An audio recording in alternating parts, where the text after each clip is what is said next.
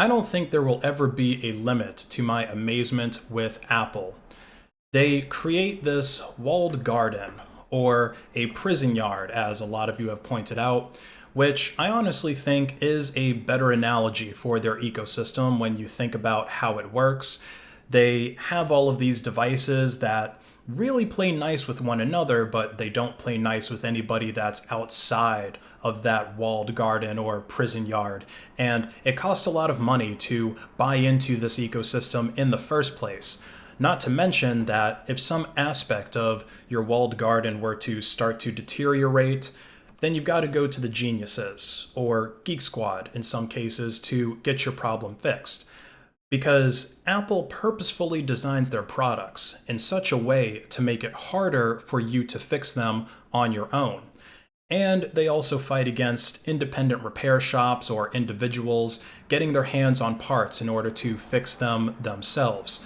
And they'll even go so far as to put software locks in place. So these phones know if they've been repaired with a screen or some other part that isn't necessarily a genuine Apple part, and they'll start to lock up or malfunction. And of course, Apple always claims, oh, this is because you have to use genuine parts in our system.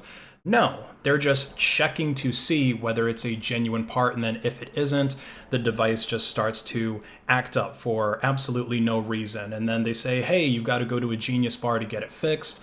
But of course, when you try to fix something yourself, that ends up voiding the warranty, and then you're forced to just pay for a whole new iPhone or MacBook or whatever it was. Gotta love the rules of the walled garden. But then, the wall recently just got 10 feet higher with these ARM-based MacBooks. So these new MacBooks will not allow you to install a secondary operating system on them like GNU Linux. So maybe you're the type of person who wants to buy a MacBook because you believe that the hardware is superior. It is pretty nice, especially in the past. There was definitely an argument that MacBooks were of a higher build quality than PCs, although I do think in recent years, PCs have pretty much closed that gap that there used to be between MacBooks and PCs. But obviously, the macOS doesn't really work for a lot of people. So if you want to use something like Linux on a Mac, it's not possible, or at least it's not going to be possible to use it on hardware natively. You'd have to boot it inside of a virtual machine. And these new Macs will also further limit your ability to modify the macOS, the operating system that it ships with. And then they've also included some more spyware in the new iteration of the macOS Big Sur, or Big Surveillance, as some people are calling it, and they're backdooring the encryption in iMessage. I actually made a video about these particular subjects a few days ago, so if you're interested in that, I suggest you go watch it. Now, Apple has managed to do all of this while at the same time becoming the first trillion-dollar company in the United States.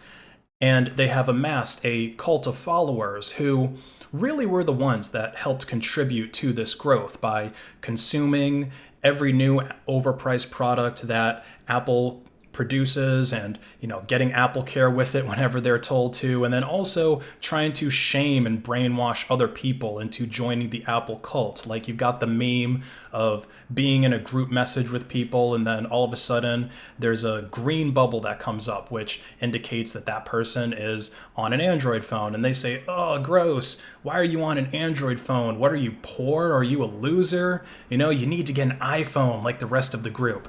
I've got to admit, it really is an effective marketing strategy. So what else could Apple possibly do?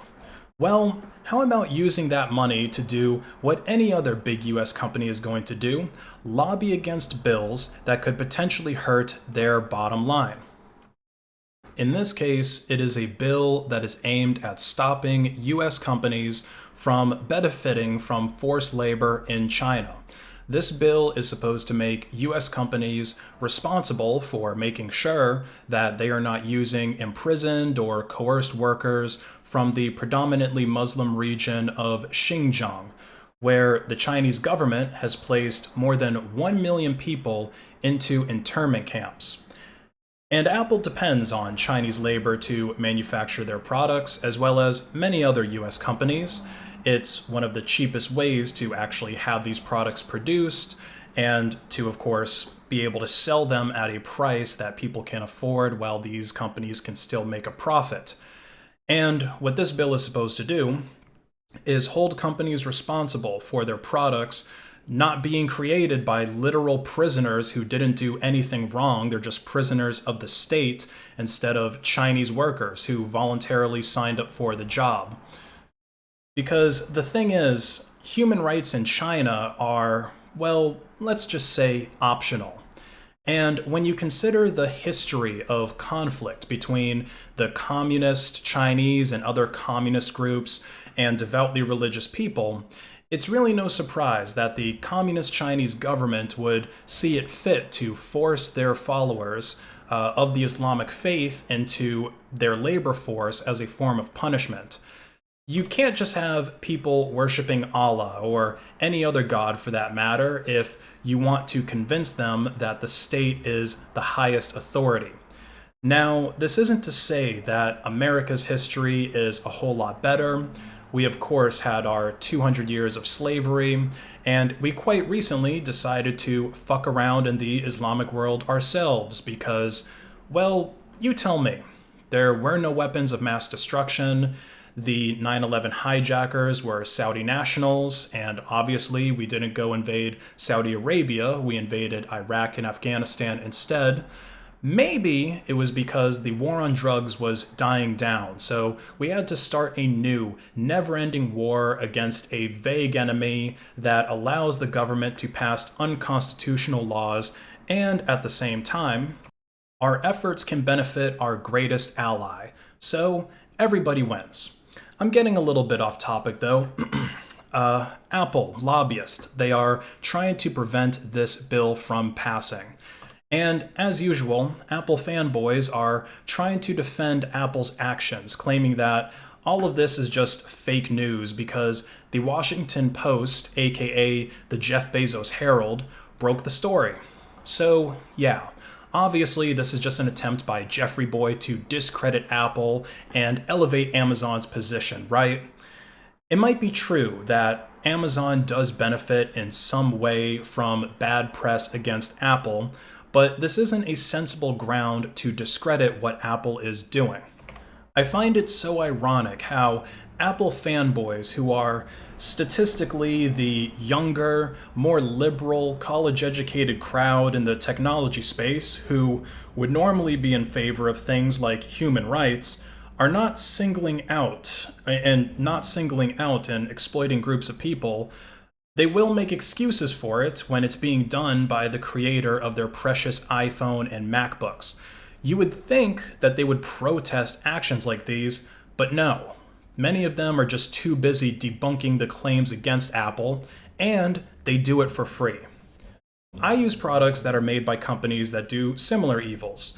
Android is a pretty good example since it is owned by Google, but I don't go around defending the actions of Google, especially not when they contribute to human rights violations around the world. So, White Knights of Apple, follow your own advice that I'm pretty sure you've told to other people in a different context. Be better. Don't defend Apple when they do wrong. Tell them not to fight against the bill so that iPhones can at least be manufactured by Chinese people that don't get whipped on their way to the factory.